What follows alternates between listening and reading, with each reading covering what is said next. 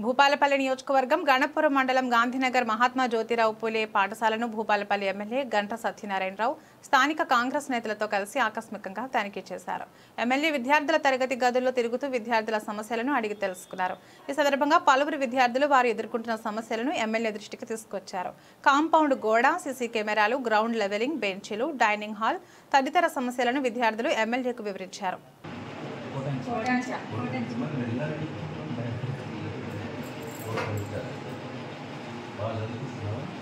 ఏం కావాలనుకుంటున్నావు?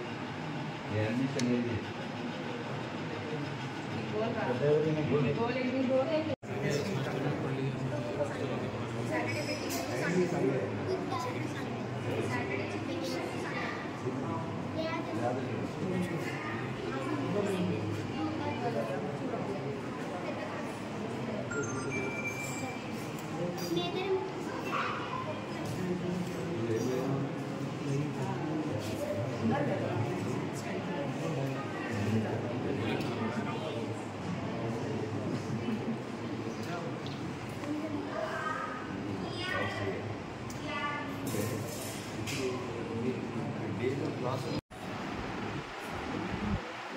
చాలా మంది మా దగ్గర ఎంతమంది ఉన్నారు? ఎంతమంది ఉన్నారు?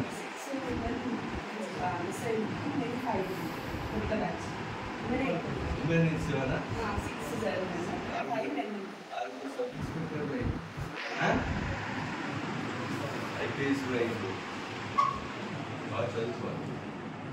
మీకు ఇప్పుడు సీసీ కెమెరాలు ఇప్పిస్తా, బెంచెస్ ఇప్పిస్తా, ఇప్పించేసి ఒకటి మెష్ డోర్ కూడా పెట్టిద్దాం. మీకు హెల్త్ ప్రాబ్లం లేకుండా అంతలో బిల్డింగ్ మార్చుతామని ఇంకోటి చేస్తారని పైన. ఆ బిల్డింగ్ మనకు 200 కోట్లతో మంజూరైంది. కరెంట్ పోతుందా ఇట్లా ఎప్పటికీ? పోదా? ఉంటుంది కదా. లైటింగ్ అంతా ఓకేనా? పైన ఫ్యాన్లు ఉన్నాయా? ఆ 2 క్లాస్ రూమ్ జాగ్రత్త. సబ్స్టేషన్ గాడ్ ఫుడ్ ఆక వస్తారా?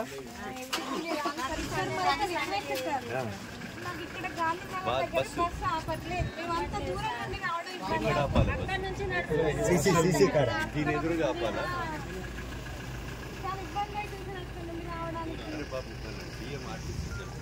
సురేందర్ సురేందర్ ఏ ఊరు మీద?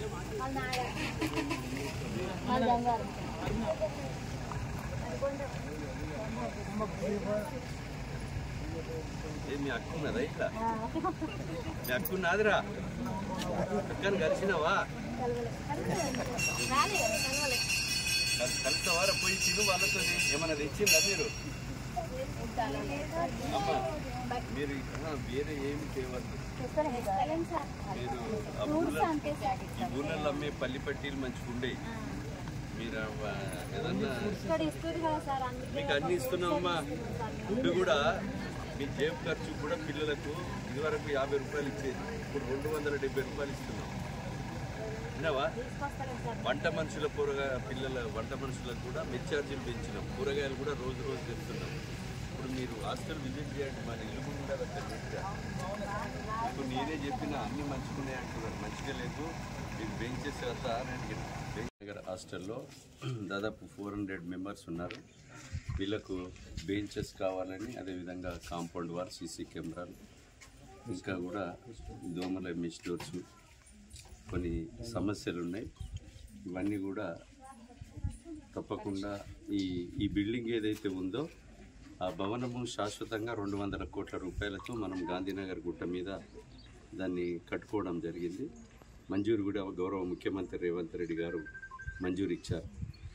ఈ పిల్లల కొరకు హైదరాబాద్లో చదివేటువంటి చదువును ఈ విద్యార్థులకు ఇవ్వాలని ఎస్సీ, ఎస్టీ, బీసీ అట్టడుగున అనగారినటువంటి పేదల కొరకు మంచి విద్యావంతులై ఈరోజు ఈ యొక్క గడ్డకు తెలంగాణ రాష్ట్రానికి పేరు తెచ్చే విధంగా వాళ్ళ యొక్క విద్య ఉండాలని గౌరవ ముఖ్యమంత్రి గారు నియోజకవర్గ కేంద్రంలో ఇదే గాంధీనగర్ గుట్ట మీద ఈ స్కూల్ పక్కన 200 కోట్ల రూపాయలు మంజూరు ఇవ్వడం జరిగింది.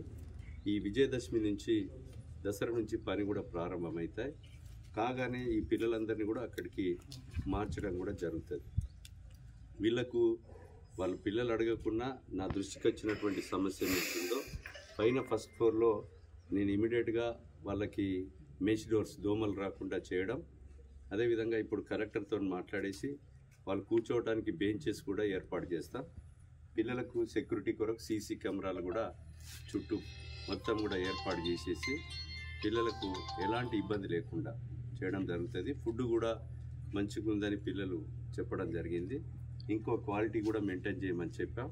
వీళ్ళకి అన్ని రకాలుగా ఈ రాష్ట్ర ప్రభుత్వం మరి 11,000 మంది ఉపాధ్యాయ పోస్టులను నింపి గురుకులాలను కానీ ప్రైమరీ స్కూల్స్ హై స్కూల్స్ని కూడా ఒక పటిష్టం చేసి విద్యార్థుల చదువు భవిష్యత్ కొరకు ఈరోజు వేలాది కోట్ల రూపాయలు మరి ఈ ప్రభుత్వం గౌరవ ముఖ్యమంత్రి రేవంత్ రెడ్డి గారి నాయకత్వంలో ఖర్చు చేయడం జరుగుతూ ఉంది. ఉపాధ్యాయులకు కావాల్సినటువంటి బెనిఫిట్స్ని కూడా మరి ప్రమోషన్స్ని ఇస్తూ కొత్త ఉపాధ్యాయ పోస్టులను నింపి గురుకులాల్లో కూడా తక్కువ జీతాలు ఉన్నటువంటి వాళ్ళకు కూడా వేతనాలు పెంచేటువంటి ఆలోచన ఉంది.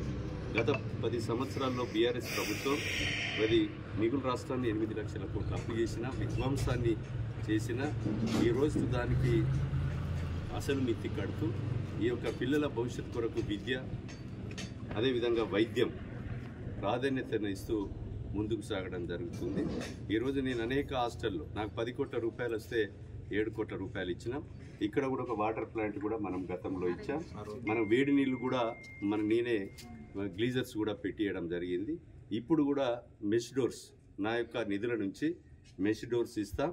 అదేవిధంగా మెష్ డోర్స్తో పాటు బెంచెస్ కూడా ఈ నెల రోజులలోనే వీళ్ళందరికీ కూడా బెంచెస్ కూడా వసతి ఏర్పాటు చేసి సీసీ కెమెరాలు కూడా ఈ 3 కూడా ఏర్పాటు చేస్తాం.